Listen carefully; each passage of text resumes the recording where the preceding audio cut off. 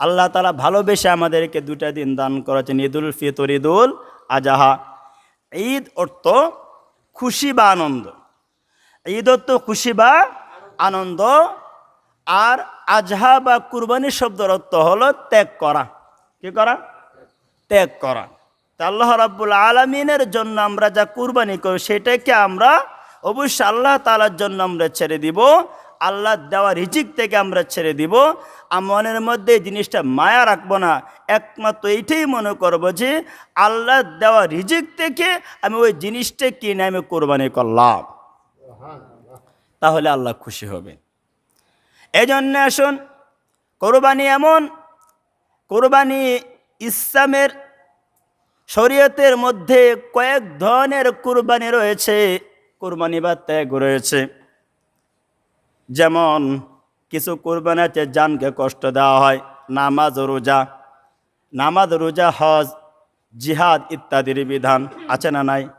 নামাজ পড়লেও জানকে একটু কষ্ট দেওয়া হয়, রোজা রাখলেও জানকে একটু কষ্ট দেওয়া হয়, জিহাদ করলেও কষ্ট দেওয়া হয়, এমনকি জিহাদে গেলে নিজের জীবনটাও পর্যন্ত চলে যাওয়ার সম্ভাবনা আছে না নাই? এই জন্য আরেক ধরনের কুরবানি আছে মালের কুরবানি, যেমন জাকাত ফেতরা কুরবানি। জাকাত ফেতরা ঈদুল আজহার কুরবানি, এটা হচ্ছে মালের কুরবানি। এটা কিসের কুরবানি? এটা হচ্ছে মালের কুরবানি। এই মালের কুরবানি এটা হচ্ছে আল্লাহর বিধান। জাকাত এটা হচ্ছে মালের কুরবানি, ফেতরাও তো মালের কুরবানি। ঈদুল আজহা যে আমরা পশু জবাই করে আমরা কুরবানি, এটাও তো মালের কুরবানি। কি বলেন, ঠিক কিনা?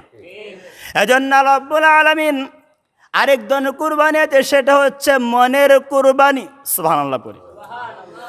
এটা হচ্ছে সবচাইতে বড় কুরবানি, মনের কুরবানি সবচাইতে বড় কুরবানি। মালের কুরবানি তো সকলে দিতে পারে, এটা কোনো বিষয় না, এটা মানুষ সহজে দিতে পারে। কিন্তু মনের যে একটা কুরবানি, এইটাই কিন্তু সকলের দ্বারা সম্ভব হয় না। কারণ মনের কুরবানি হচ্ছে সবচেয়ে বড় কুরবানি।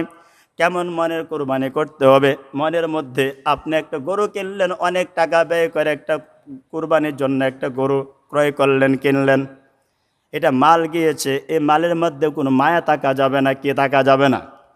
এই মালটা আল্লাহ দিয়েছেন, আল্লাহ রিজিক থেকে আমি পশুটা কিনলাম, এটা কাকে খুশি করার জন্য? কুরবানি এমন একটা বিধান, কুরবানির মাধ্যমে আল্লাহর নৈকট্য হাসিল করা হয়। সুবহানাল্লাহ।